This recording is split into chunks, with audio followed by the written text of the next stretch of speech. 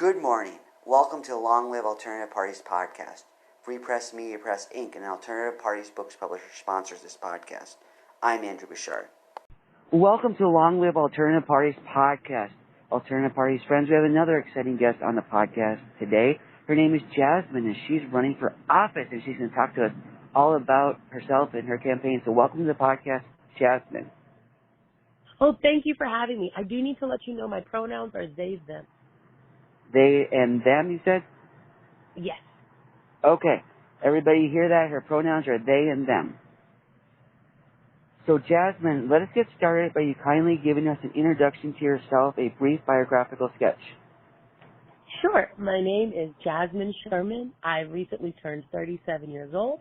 I am polyamorous. I am pansexual. I am running for President of the United States. My platform is guaranteed housing, no more rent, no more mortgage, free education, including canceling student debt for all people. And it also means universal health care with 100% prescription coverage. Every single policy I've just mentioned is on my website, including how we will pay for it.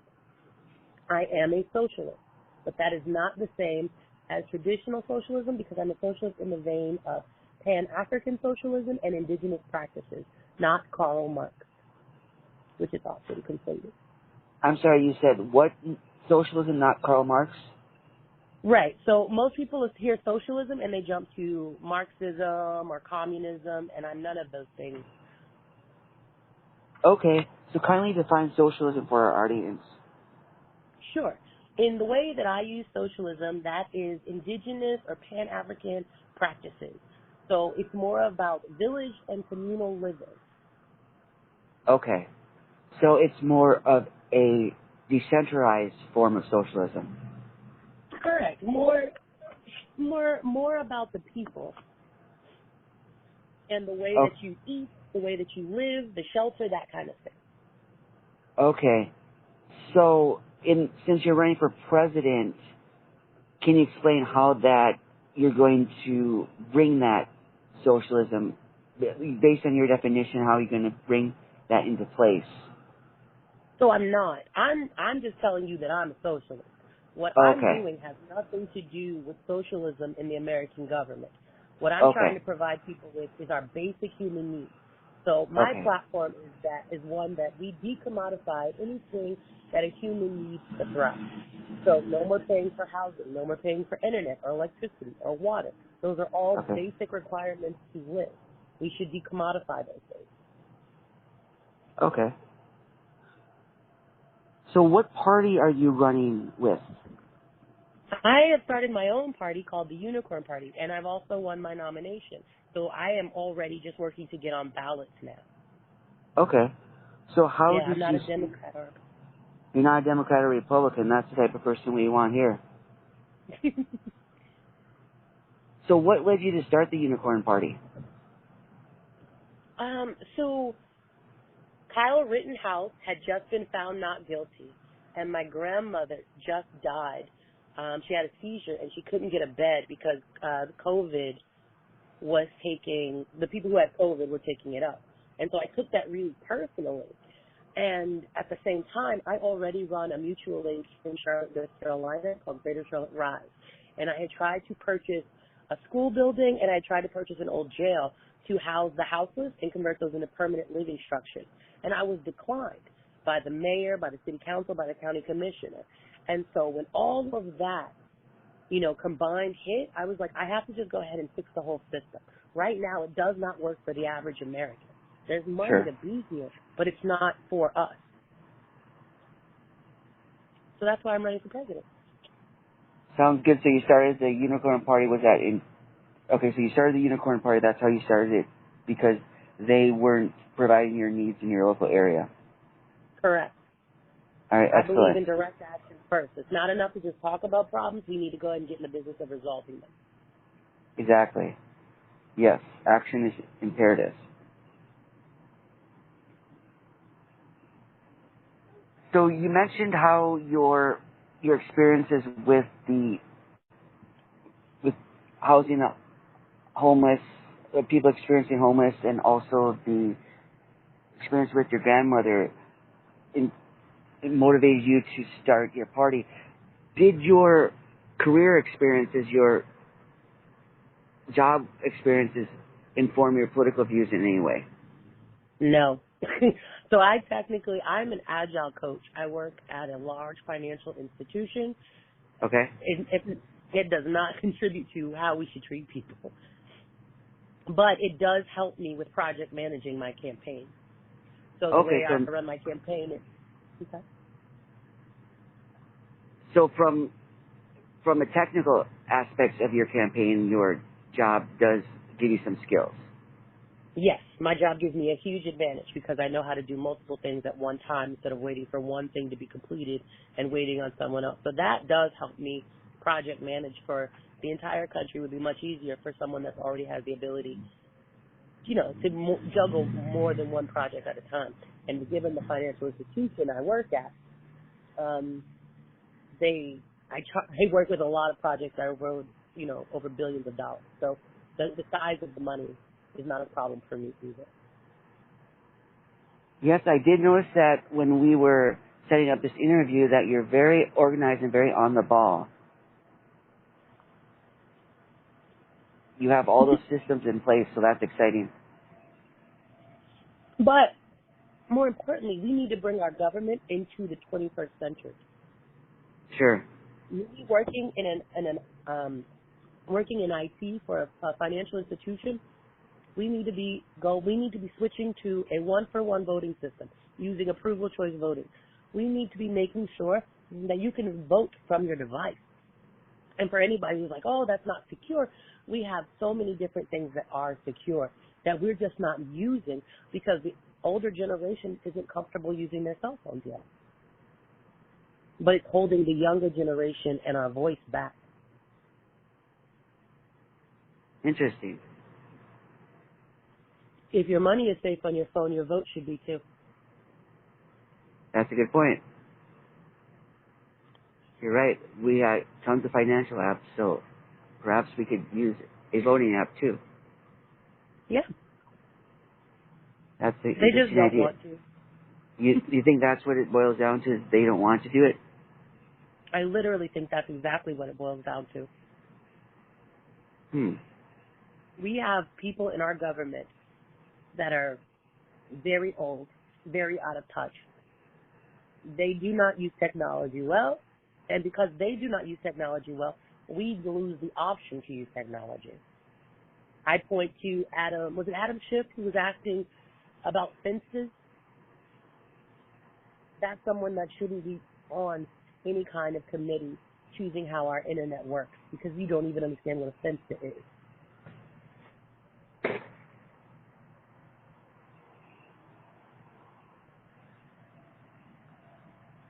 Earlier you discussed some of your campaign views, what you're trying to do. So would you say that the issues you discussed before, would that be your platform, or are there any additional things that you didn't mention yet that would be part of your platform? So I didn't mention that we would be giving people universal basic income. If you go to fatsocialist.com, you can see exactly what you would be getting. It's broken down by your state. The formula is provided, and yes, we tell you how we're paying for it. That's also a part of it. We are also going to triple bottom line accounting for large business firms. And going back 36 years, or is it 32 years? I can't remember. But we're going back at least 30 years to examine the atrocities they have impacted the American public with and charging them for those as well. So those are some other policies that are also on my website that we will be bringing to the American public. Interesting. So on the website, I heard you say that there's formulas for the basic income, and it also differs state by state. Yes, because it's based off of the index of what you need to live where you are. Okay, the cost of living factors into it. Yes, it does. And we are switching from minimum wage. We don't subscribe to minimum wage. We believe in index living wage. So every time Walmart raises their prices, they raise those wages. Interesting. That's a good way to do it. That's how we're going to combat inflation. Sure. So with your Another campaign, I'm sorry, I cut you off. Go ahead. No, I was going to say another thing we're going to do is that we have to provide a rail system, a proper rail system. Like, in Japan they have the monorail and stuff like that. The federal government owns Amtrak. There is no reason that people who have disabilities are trapped in their homes because we are stuck on cars. It's not good for our environment, and it's not good for the individual. So part of the way we're putting people back to work is we're going to put a rail system from coast to coast that's affordable. And I mean, like, literally affordable. Like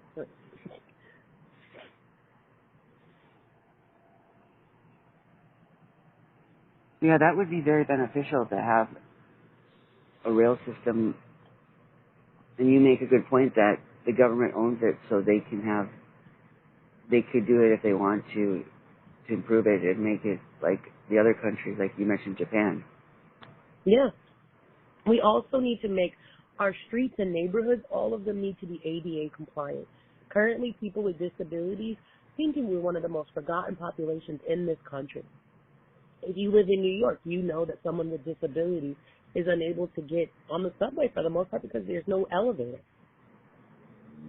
right? If you are broken your leg, you still have to climb up those steps because there's no escalator. We have to go ahead and fix our country and make it work for everyone.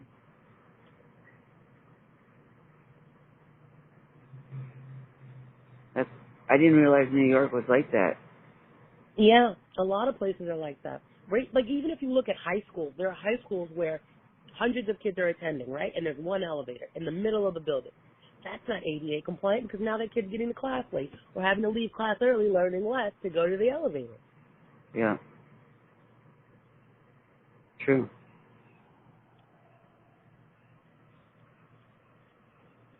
So what is your strategy to reach the voters in this election? So we've been using a couple of different methods. I'm not a traditional candidate, so I'm not planning on running TV advertisements. That's not my goal.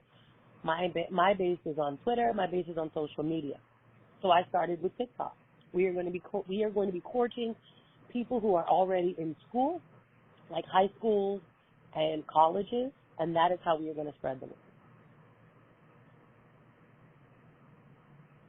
Okay, so you're focusing on social media like TikTok and Twitter.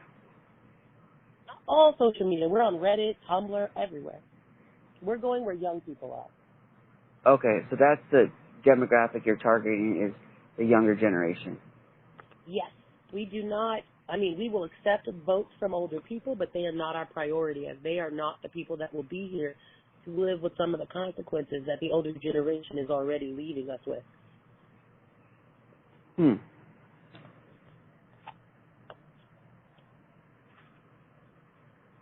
So what is your plan for getting on the ballot, and what obstacles are you facing for ballot access? So far, I haven't hit any ballot access issues. States want to know who my VP is, and I haven't selected one. So, Connecticut says that I can't have a VP from North Carolina. Hawaii just wants their VP's name. Florida needed me to, I'm already getting on ballots, so it's not hard. Oh, good. It's not. Yeah, for people who don't understand, to get on ballots, you either need money or signature. That's it, money or signature. For every other party where people are like, well, what about the Electoral College? I would challenge them to look up the Interstate National Voters Compact. That's something that's already being worked on. But no, getting on the ballots just costs money. And it's about $300,000 to get on the ballots nationwide. The part where everybody hears about campaigning for president costs billions of dollars, that's those TV advertisements. That's those fancy dinners with secret shareholders behind closed doors. We're not doing any of that. We have our meetings on Zoom. People can see us on Twitch. You can look at us on Reddit. Talk to us on Kick. We're where the people are, and the people aren't watching TV. The people are in the social media, it sounds like. They are. Isn't that how you guys found it? Yeah, exactly. Yep, you contacted me through social media. Yep. See? So kindly describe your team who's helping you out. How are they helping you, and how do you motivate them? I do not motivate anybody. I try not to do that. You got to motivate yourself. But I have been very grateful to receive the support I've gotten.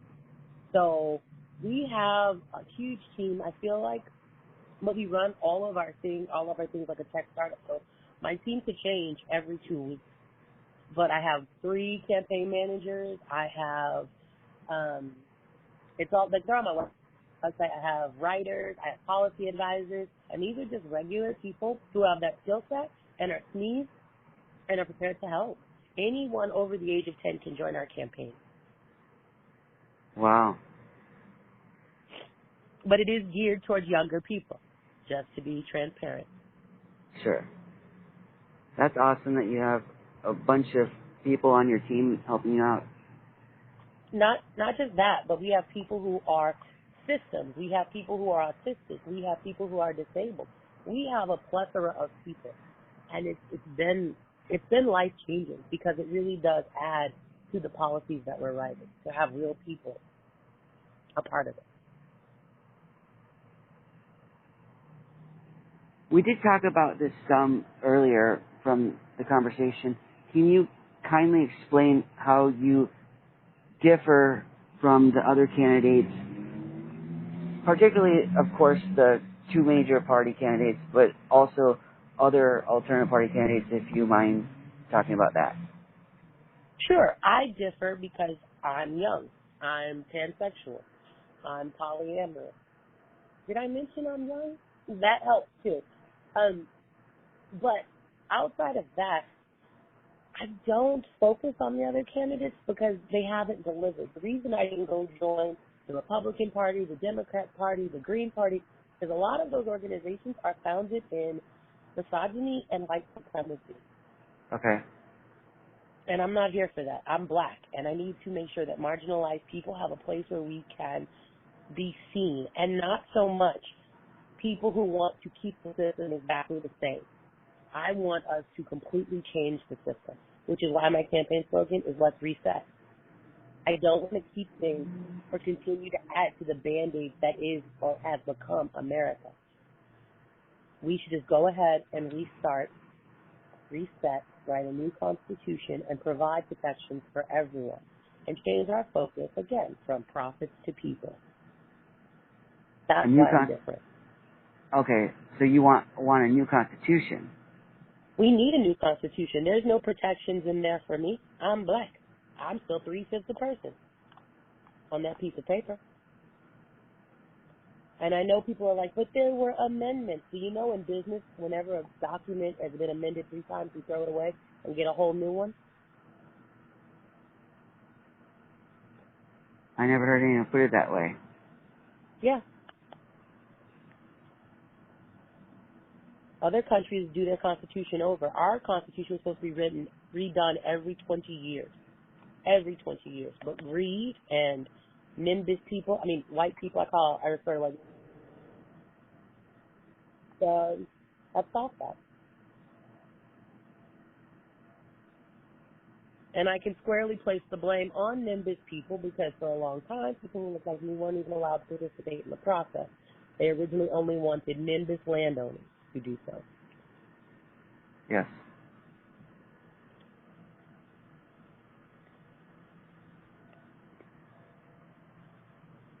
So, Jasmine, how can our audience support your campaign? Oh, just share the information. Tell everybody about it. Of course, donations are great. FatSocialist.com. You can donate there. You can donate through the Cash App, Jasmine Sherman 2024. But more importantly, we'd like your participation. We'd like your involvement. This is your country, too. But if you don't have time to put your labor into it, we'll take all your money. That's fine. You can't take any more donations higher than $2,900 from any one donor, though. So you said the highest someone can donate is $20,000. No, $2,900. $2,900. $2,900. Okay. Mm-hmm. So that's the highest they can donate. We're not taking money from big corporations or anything, unless Ben & Jerry's calls me. If Ben & Jerry's calls me, we'll gladly take Ben & Jerry's money because they're not really douchebags, you know. Sure. And again, the website to visit for the campaign for our listeners? Yeah. It's JasmineSherman2024.com or FatSocialist.com. Okay. And Sounds good. by the end of the week, you'll be able to find us on almost all social media, including OnlyFans. Okay, that's good. You're gonna get on all of them very soon then. Yeah. Good. Then people, wherever they go, they can find you. Correct. Everywhere you go, you can find me. If you Google me now, my name pops right up. All right. Jasmine, we thank you for coming on the podcast today and talking about your campaign. Thank you so much. I hope you really do check it out. Like, Americans, we deserve so much better. Indeed we do. We wish you all the best Thank in you your for camp. having me. Oh, sure, of course. We're glad to have you. We appreciate you coming on the podcast. Awesome. Peace, love, and hair grease, everyone. Thank you. All right, take care. Bye now. Bye-bye.